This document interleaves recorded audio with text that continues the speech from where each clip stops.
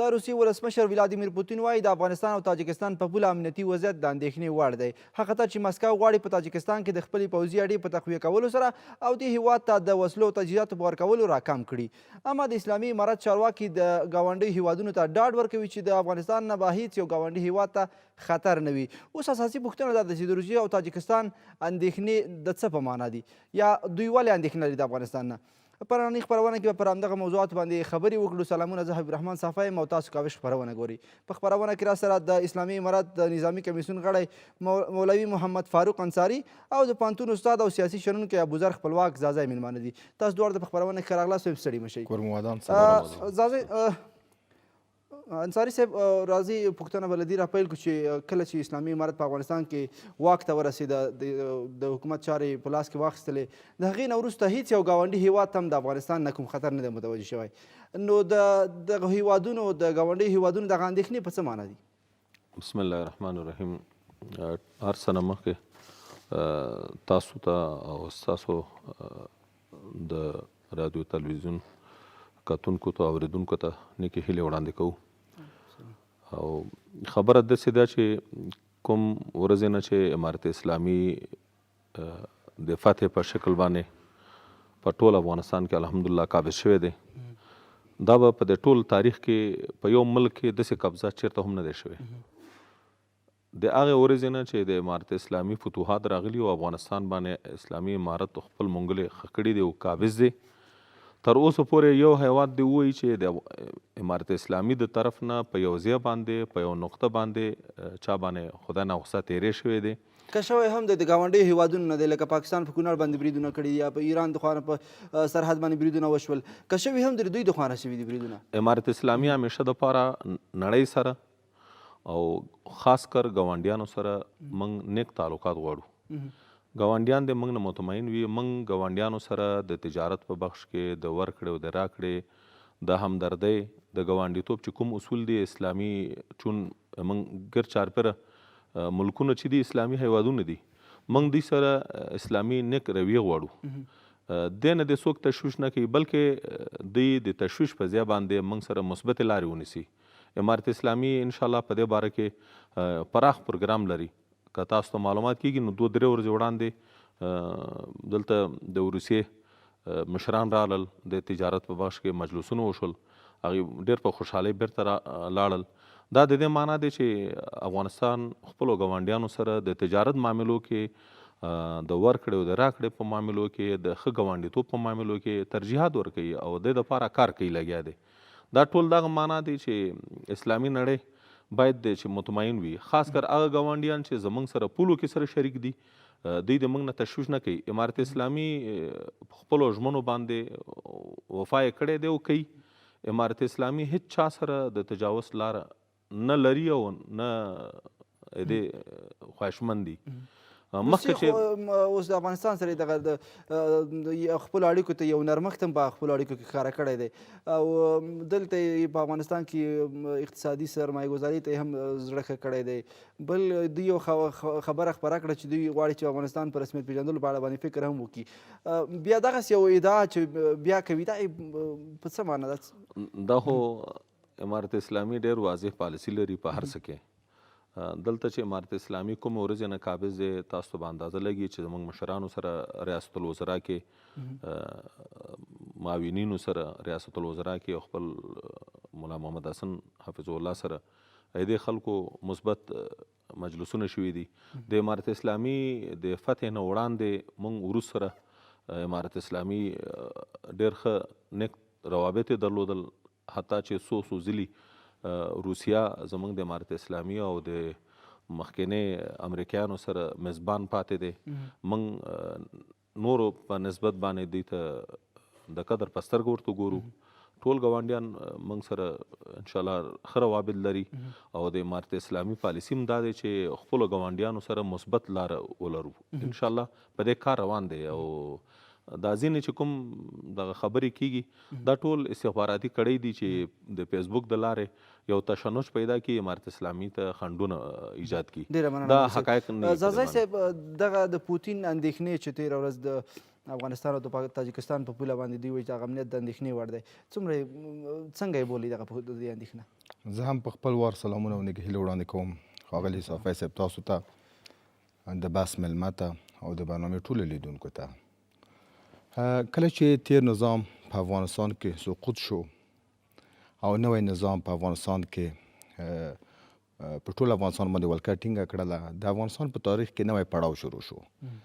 د دې مسئلې څخه یو شمېر هیوادونه په اندېښنه کې شول او یو شمېر هیوادونه نوي نظام ته خوشبیني وښودله چې موږ غواړو چې د افغانستان نوي نظام سره تعامل وکړو، مرستې ولرو او د امریکا ماته دوی د سیمې او د خپل په خیر هم وګڼله.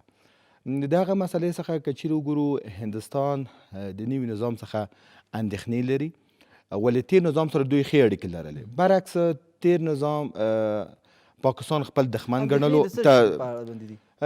بعض دلته دا ده چې هر هیواد خپل ملي ګټې تعریفوي په خپلو د خپلو د ګټو پر اساس. دوی وایي چې په اوسني شرایطو کې دوی داسې تعریفوي چې د افغانستان اوسني نظام نږدېوالی پاکستان سره احتمالا زموږ په زیان تمام شي. بالمقابل که چیرې وګورو، روسیه لکه څرنګه چې د بحث مېلمه دې مسئلې ته اشاره وکړله، د تیر نظام په وخت کې موږ شهیدان وو. 2 ځلې په مسکو کې غونډه راوغوښتل شوه. په هغه غونډه کې دوی کوربه وو او هڅه یې وکړله چې د تیر نظام او د طالبانو د مشرانو ترمنځ په دې یو زمینه سازي وکړي تر څو پورې دوی په بعضو مسایلو باندې وغږیږي او د سولې په برخه کې سره په یو شمېر مسایل سره حل کړي او سره نږدې شي. نو د دې دغه مسله د دې ښکارندویي کوي چې روسیه نیک نیت درلود د افغانستان په اړه. ولې بعض دلته دا ده که چیرې په اوسني شرایطو کې روسیه اندېښنه لري، دا د افغانستان د ډیپلوماسي د دستګاه مسؤلیت ده چې په دې برخه کې اړیکې بیا ورغوي، دا اندېښنې مرفوع کړي، هغوی ته ډاډ ورکړي او د ډیپلوماتیکو اصولو پر اساس دوی د هڅه وکړي چې لابیګري وکړي. دې موضوع ته راځو. دغه اندېښنې پر ځای بولي اندېښنه واقعا باید دوی به اندېښمن شي.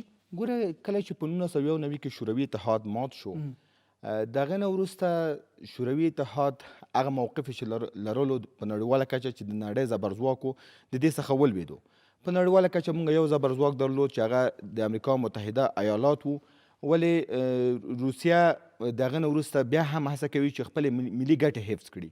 په اوسني شرایطو کې روسیه هڅه کوي چې وقایوي تدابیر غوره کړي او روسیه په اوسني شرایطو کې تقابل کې ده په غرب سره او غرب هم هڅه کوي په شکل د اشکالو روسیه د فشارونو لاندې راولي، روسیې ته نفوذ وکړي، روسیه ګواښونو سره متوجه کړي.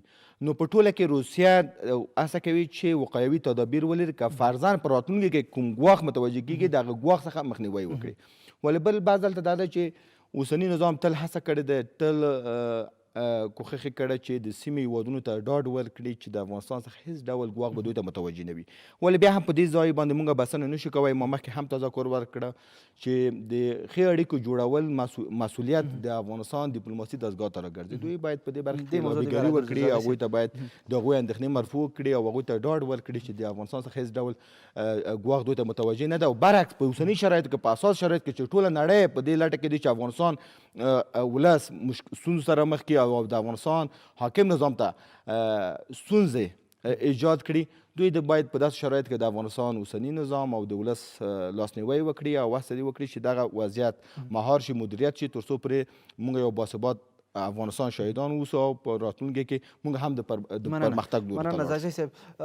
انصاري صاحب، د پخوانیو نظامیانو شکنجه څوک کوي؟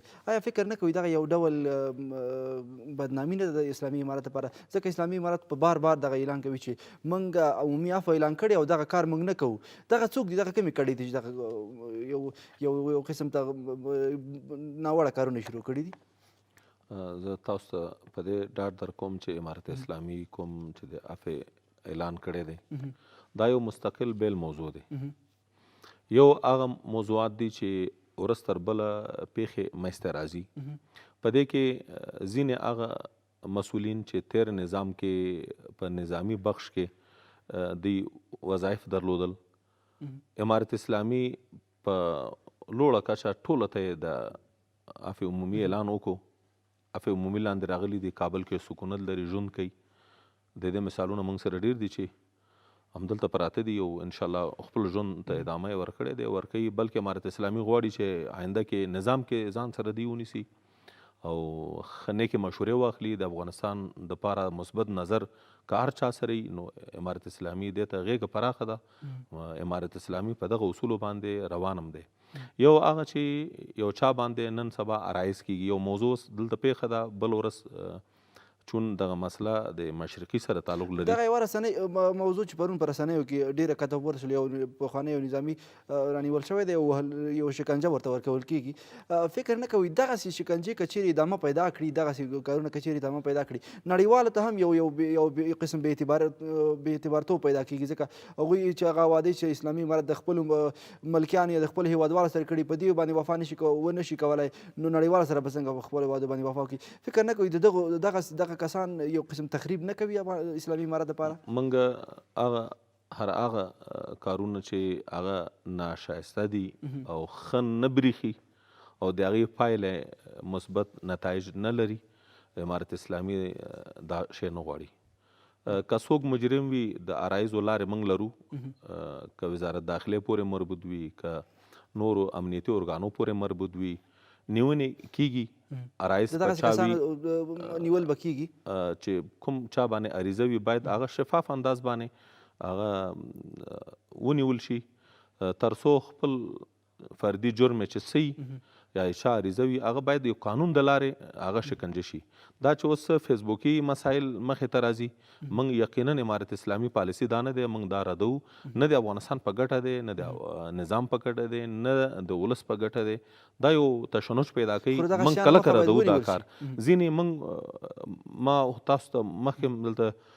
پروګرامونه شوي دي موږ د تصفیې دپاره یو پروګرام لرو یو تصفیې کمیسیون جوړ دی انشاءالله کیدای شي چې دې کې پراخي نور هم راشي او دغه اشخاص چې د دنیا دپاره د طالبانو اعتبار خرابوي یا داخل کې افغانانو مابین کې یو نوی تشنج یو نوی باب پرانیزي انشاءالله موږ دا کله کله ردو دا د امارت پالیسي نه ده ډېره مننه زازی صاحب د عمران خان هغه څرګندونې چې د خپلو خبرو کې یادونه کړې وه چې داعش د افغانستان پاکستان ته یو خطر دی د دوی دغه څرګندونې څنګه بولئ تاسو آیا رښتیا هم داعش د افغانستان دوی ته خطر دی که نه زما په آن ده او تر کوم ځایه پورې چې زه په دې برخه کې مطالعه لرم د داعش پدیده دومره د اندېښنې وړ نه دی ولې د تعصب ځای دی چې د سیمې او د نړۍ یو استخبارات هڅه کوي چې دغه مسله لویه ښکاره کړي او دغه د دې مسلې څخه ګټه پورته کړي ګوره مونږ شاهدان یاستو چې تقریبا 4 میاشتې شاوخوا کېږي چې اسلامي امارت په ټول افغانستان باندې ولکه ټینګه کړې یوازې ډېر کوچنۍ پیښې کېږي هغه هم په کابل کې چې سپکې ماینونه د بعضو نور دي ولې داسې لوی کوم ګواښ د دې ناحیې څخه افغانانو ته او اسلامي امارت ته متوجه شوی نه دی بل بعض هلته دا ده چې که چیرې مونږ د داعش نوم حتی اخلو دا په دې معنی مونږ په قصدي ډول داعش ته تبلیغات کوو بعض هلته دا ده چې د سیمې هیوادونه هم دا مسله درک کړي او لکه څرنګه چې مونږ غواړو چې دوی سره ښې اړیکې ولرو دوی د هم باید هڅه وکړي چې ښې اړیکې ولري دوی د هڅه مه کوي چې په افغانستان کې وضعیت التهابي کړي ګوره نوی پړاو راغلی د افغانستان ولس ډېر کړېدلی دی ډېر ځورېدلی دی 4.5 لسیزه په د افغانستان کې جګړه وه د نړۍ په تاریخ کې تاسو وګورئ دا به بېساری وي چې په یو هېواد کې 4.5 لسیزه جګړه تیره شوي ولې مونږ افغانانو دغه 4.5 لسیزه جګړه تحمل کړله او د خپل حق او حقوقو لپاره مونږ مبارزه وکړله اوس د دې پړاو را رسېدلی دی چې اسلامي امارت هم باید زغم ولري د نیوکو د اصلاحي نیوکو او په هغه برخه کې اصلاحات راولي بل بعض هلته دا دی د افغان ولس هم باید د حاکم نظام باید ملاتړ وکړي دقیقا چې په اوسني شرایطو کې اقتصادي ستونزې فوق العاده زیاتې دي بیکاري ده فقر ده ولې دغه مونږ ټوله که چیرې یو بل ته لاس ورکړو اسلامي امارت ولس ته لاس ورکړي او ولس اسلامي امارت ته لاس ورکړي په ګډه کوی شو چې دغه ستونزې مرفوع کړو او دغه وضعیت مهار کړو وخت کم لرو او د وضعیت د عمران خان دغه څرګندونې د څه دپاره دي دوی هدف څه شی دی دیونه ځکه تاسو په خپلو خبرو کې یادونه وکړه چې په افغانستان کې حتی د داعش نه موږ کومه ویره یا کومه حادثه موږ ته نه ده پیښه شوې نو دوی ولې اندېښنې لري دغه د افغانستان نه باندې بله مسله دلته دا ده چې که چیرې په همدې شکل کېږي غیر همدې شکل داسې څرګندونه کېږي د یو هیواد د یو محصول لخوا زه فکر کوم چې دا د نه د افغانستان په خیر ده نه د دوی په خیر ده موږ غواړو چې پاکستان سره، هند سره، روسیې سره، حتی د امریکا متحده ایالاتو سره ښې اړیکې ولرو. نو په دې اساس دوی د باید بین الملل قوانین ته باید درناوی وکړي، باید دوی هڅه وکړي چې ډیپلوماتیک اصول پر اساس پر مخ لاړ شي، او دوی د باید داسې کار مه کوي چې موږ اړیکې کړکېچنې شي او یا د افغانستان ولس د حاکم نظام څخه واټن واخلي. په ټوله کې مونږ ټولې هېوادونو ته لکه څرنګه چې افغانان درناوی لري، حاکم نظام درناوی لري، دوی د هم باید د افغانانو ته درناوی ولري او هڅه دې وکړي که چیرې کولی شي په یوه برخه کې اساسي زیربنایي کار وکړي، نه د تخریب په برخه کې کار وکړي.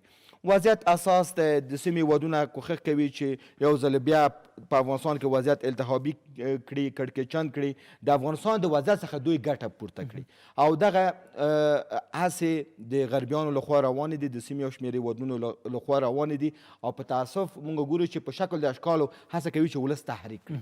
وضعیت ډېر اساس دی، د وضعیت مدیریت پکار دی. استبداد زور ته باید اسلامي امارت هم باید کار وانخلي د استبداد څخه، ځکه چې استبداد چې د کرکه زېږوي، نفرت زېږوي او دا کولی شي چې ولس ورڅخه واټن واخلي. په ټوله کې دوی چې لکه څرنګه چې تعهد یې کړی دی، په همدې برخه کې دوی پر مخ لاړ شي او هڅه وکړي چې کومې اندېښنې چې دي دغه اندېښنې مرفوع شي، د ولس په همغږۍ سره که چیرې حاکم نظام پر مخ ځي، انشاءالله موږ بریالي یاستو، دا وضعیت مدیریت کوی شو او په راتلونکو کلونو کې موږ د پرمختګ شاهدان. ډېره مننه. د تصفیې د کمیسیون دغه چارې څنګه مخته روانې، تر کومه حده پورې رسېدلي؟ د تصفیې د کمیسیون څه ناڅه تغیرات پکې رالل. مخکې حکیمي صاحب مسؤول و، اوس هغه مسؤلیت د ملا فاضل تصفیه څومره ترسره شوې ده؟ څومره په غاړه ده. نو تصفیې کار شروع دی. نو تصفیې کار دا یو داسې یو کار دی چې دوامدار اړخ لري. دا څومره کسان اوس د لیکو نه ایستل شوي دي؟ محدود وخت لپاره کمیسیون نه دی او نه په دې باندې مسایل حلیږي چې په یو میاشت کې سړی د افغانستان صفونو کې تصفیه وکړي.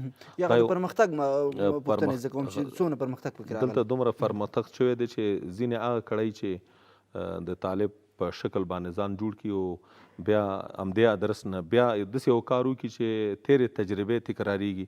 موږ هېڅکله دا نه غواړو. د امارت اسلامي چې کوم 20 کلن یا د تیر نظام نه موږ ملګري شته دی د نظام، هغوی په دغه مسایلو باندې ډېر زیات دردېږي.